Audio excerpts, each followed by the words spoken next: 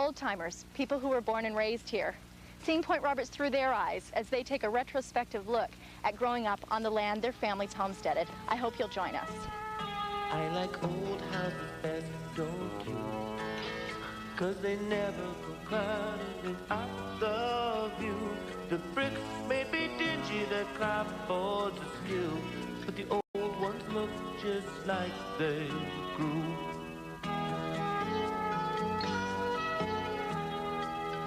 From sitting so many seasons through, they've learned in 100 years or two not to go clattering up the view. The Magnusons came here about 1902. They came from Iceland. The Icelanders came over because the times were so hard in Iceland, and there was a vast immigration, and a lot of them stayed like in North Dakota.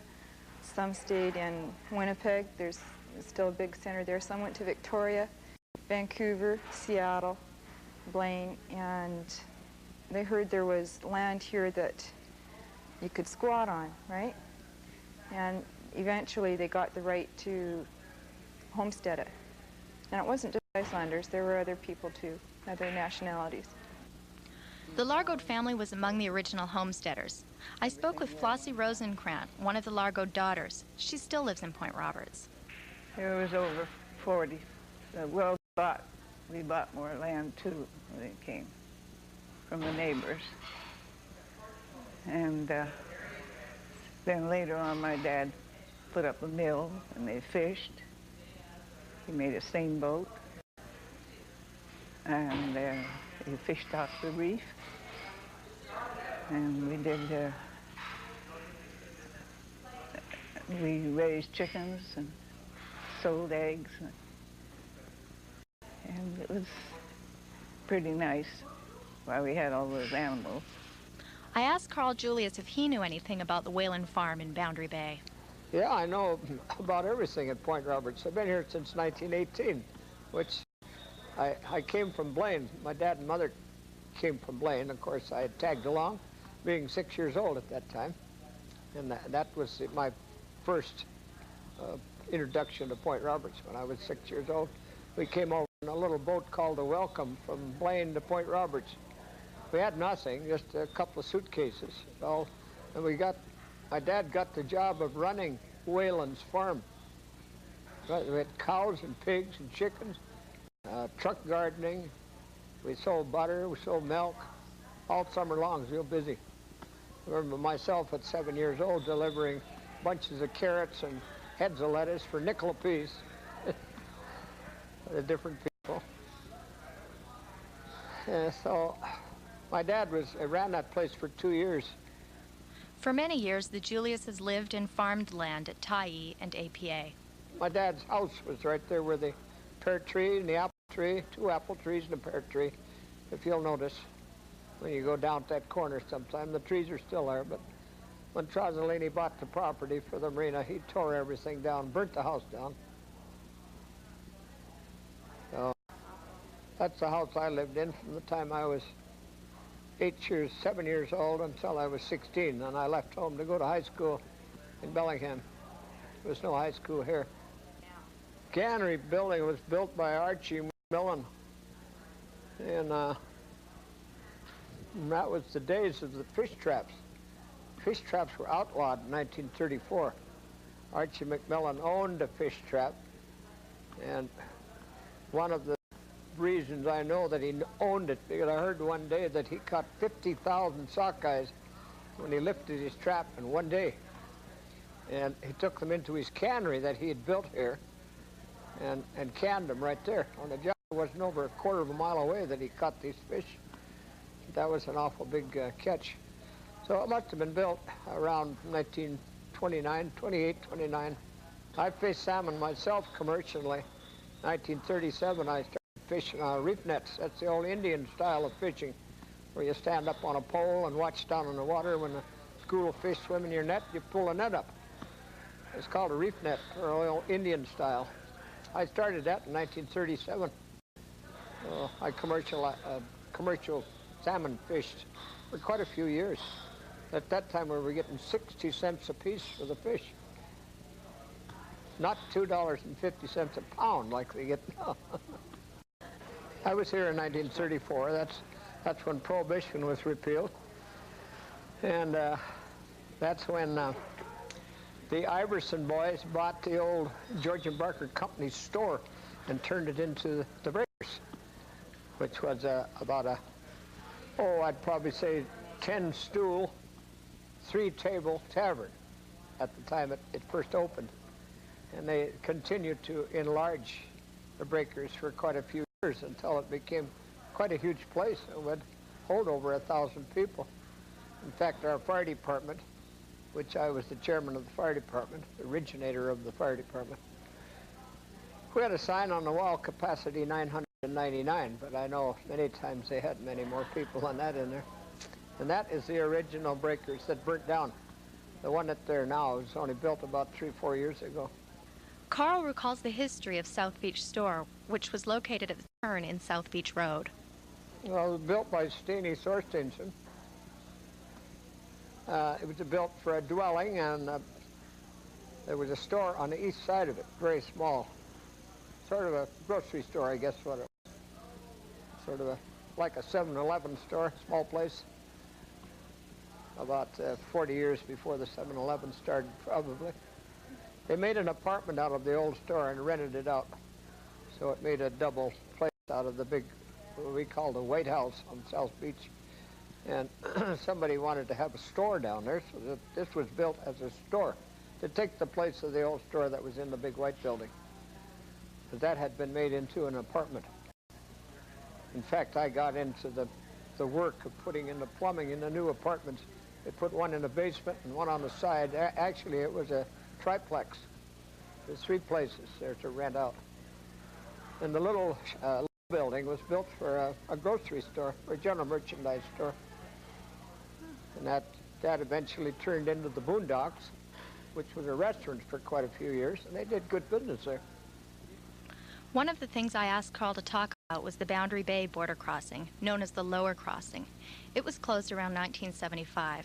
Here's what he had to say. Actually, there was no Roosevelt Drive at that time, so you couldn't drive from the upper customs to Boundary Bay. You had to come all the way to Nielsen's Lumber, and then make a left turn and go down over the hill to Boundary Bay. So that's why they used that customs office at the lower crossing. But after it became so accessible on Roosevelt Drive, people quit going through there, so it didn't pay to keep it open. It was faster to come straight up 56 and make a left turn, and you're right there anyway, so why go through all the crooked roads over at Beech Grove? The Tulip was the boat that connected Point Roberts to the mainland of the United States. Most of the old-timers remember taking milk and other products from their family farms to the docks to be shipped to Bellingham. Boat came over 6 days a week, every day but Sunday, from Bellingham. Started at the Citizens Dock in Bellingham, and if somebody wanted to come to Point Roberts, they had to be there at 7 o'clock in the morning. That's when they left, and they got here at 11 o'clock in the morning. It was a 4-hour run on the Tulip. The Tulip was about a 50-foot boat, Persane boat actually, but they used it for hauling freight and mail. The original post office was in the building that turned out to be the Breakers. And postmaster was Dottie Iverson. He was an old-timer that passed away here about a year ago. And then the post office was moved over to where the Reef Tavern is now. Yeah, it was in the Reef Tavern. There was a building where the Reef Tavern is before the Reef was there. It was called the Maples, and it burned down. So it was replaced by the one that's the Reef now. And when the post office moved to where it is now, it moved from the Reef building, Reef Tavern building, to where it is now on up by Tyee Drive, by Ben's store. Speaking of Ben's store, I was the owner of Ben's store for 14 years, and I built the majority of it. When I bought Ben's store, it was 20 feet deep by 50 feet wide. It was actually just a gas station, so I built a store on it. I owned it for 14 years. Ben's store was built by the man who ran the George and Barker grocery supply store where the Breakers eventually was built. And when the canneries were going out of business, they tore down the old cannery in 1929.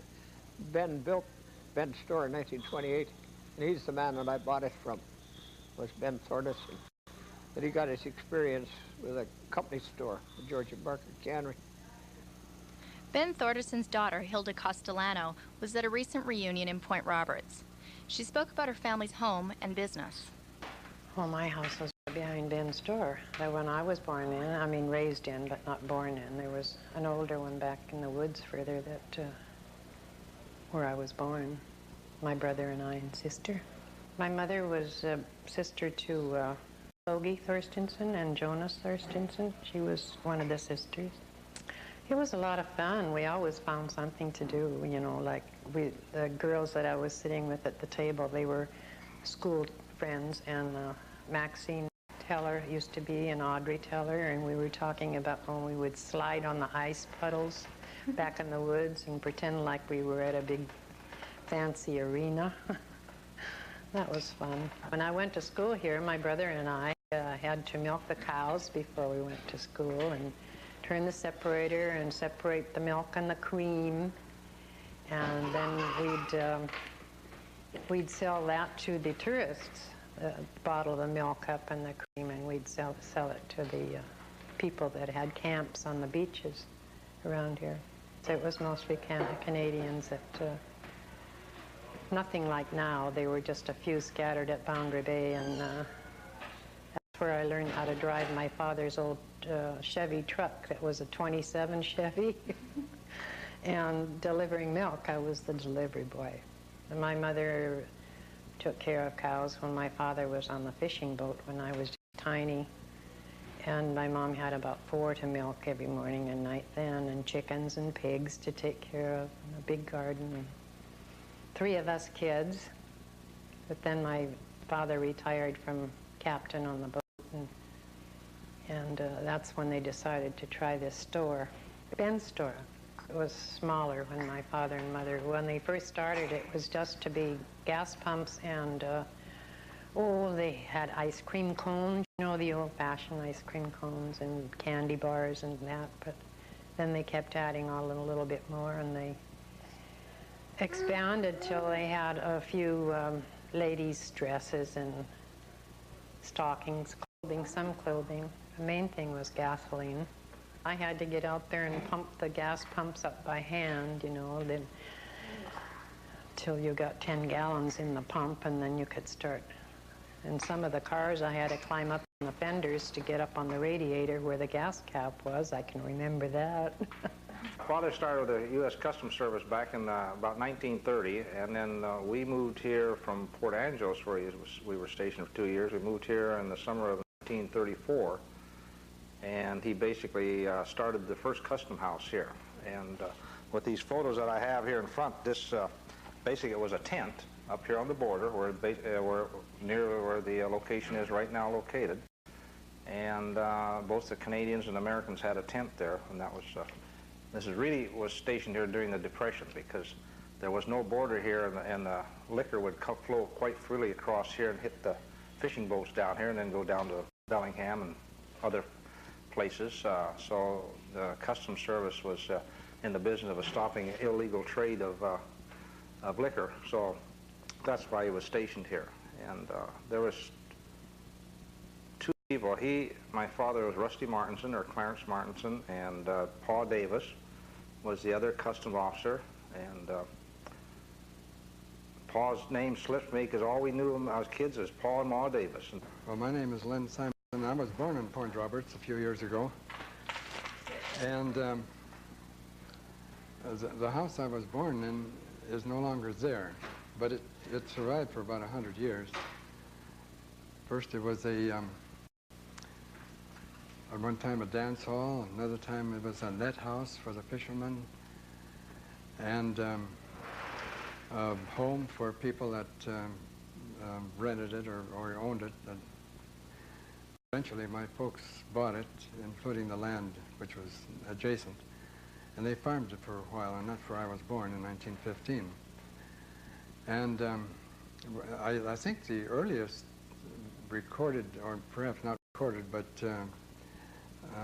oral history about the place, it dates back from the time of the Fraser River Gold Rush. And Point Roberts was a convenient stop on the way up from Bellingham or from points further south. They'd land on the beach there. And there used to be a little Western-style community there, I guess, something like you see in the movies in the Wild West. And this was one of the surviving buildings from that period. Anyway, it is as I said, is no longer there because it was destroyed about 3 or 4 years ago, and there's a nice new home there now, and right on the beach. And the old house, although it was still habitable, was too old to fix and bring it up to standards of the modern homes there. You were talking about the Thorstensen home on the east side of Point Roberts. That's where my mother's parents lived, and my mother was the oldest of 5 children, and there were 2 younger sisters and 2 younger brothers. The brothers were Logie and Jonas Thorstensen, and sisters were Una Thorstensen, who just passed away recently at the age of 94, I think. And the youngest sister is still living in St. Louis. Anyway, that's a house that, as I understand, was there was originally just a log cabin built there, which is sort of a one-room cabin, a make-do thing for a couple of years while the pioneers were clearing the land and settling the place. There were a group of Icelandic people that came over from Victoria, and they homesteaded that area there. And they made themselves farms there and built homes. There was no access to any lumber or hardware stores or anything like that. Supplies were either carried from Ladner or brought over from Blaine by boat. My grandfather was a fisherman, and he had a boat that was able to haul some things over from Blaine, and so some of the things for the home were brought over. The lumber for the house was almost primarily from debris from the fish traps. They used to line the point at that time, and when the fishing was over during the fall, where they would tear these things apart and salvage the piling and things like that, but a lot of the lumber, the planks and things, would just be cast out and would land on the beaches. And this stuff was salvaged by some of the people that lived here on the point, and they used this for building their homes. And so that old house, which still stands there, has 2-inch planking in the walls and throughout the house, which used to be parts of the fish traps. The house was smaller when it was first constructed, and then it was a new wing was added on, and it has seen better days, I must say. It's in rather poor condition at the moment. I started school right here, not in this building. It was in the former schoolhouse, which was here, and my recollections are quite vivid of my first day of school. My parents were Icelandic of origin, and we spoke that language in our home, as well as with so many of the people in this area who were of the same nationality. Anyway, I was given a lesson by my mother, told certain key words that I had to know, so that I could communicate with the teacher. And of course, to this day, I can remember my embarrassment. I remember I'd forgotten one key word that was the restroom, and I couldn't remember what that was, and I didn't last all day, and that's what that makes my first day very vivid in my memory. I never forgot that word after that. My father became a minister, and he had been doing some studying and by correspondence school and so forth for several years at home here. And then when he was ready, he was admitted to a seminary in Seattle, where he studied and became a minister there.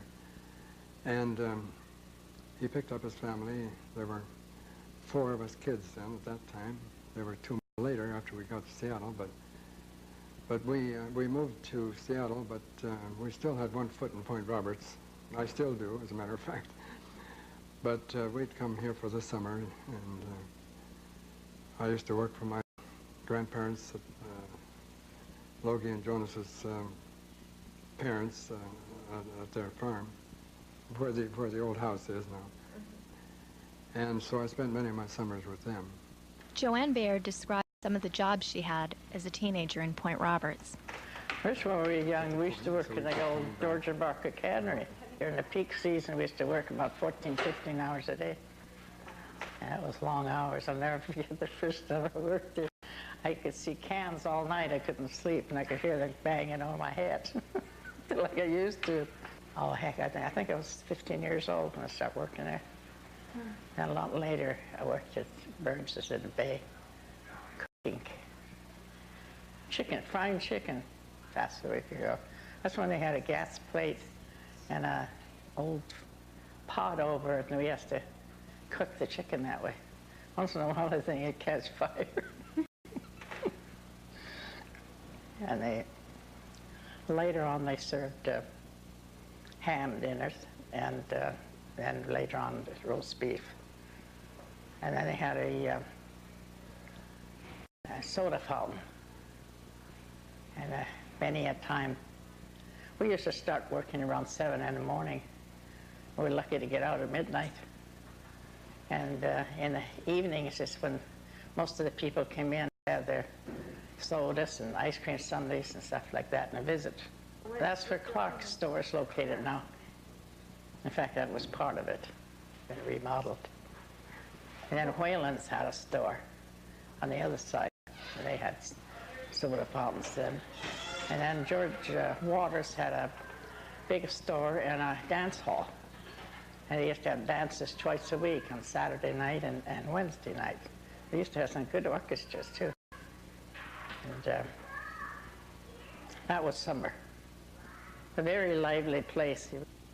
Behind me is the house originally owned by the Cann family. It's one of very few historical homes in Point Roberts that has been restored. It was built at the turn of the century, and in the 1970s, Robert Simpson bought it and started the restoration process.